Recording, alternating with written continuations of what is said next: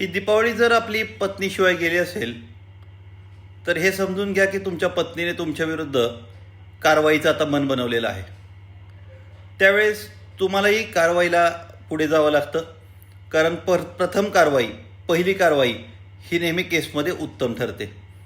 कारण की कोर्ट आणि पोलीस प्रशासन काय म्हणतं की आमच्याकडे जो पहिल्यांदा येईल तो खरा. आता पहा, एखादी चोरी झाली तर चोर गेला पाहिजे का मालक गेला पाहिजे पोलिसांकडे? तर मालक गेला पाहिजे.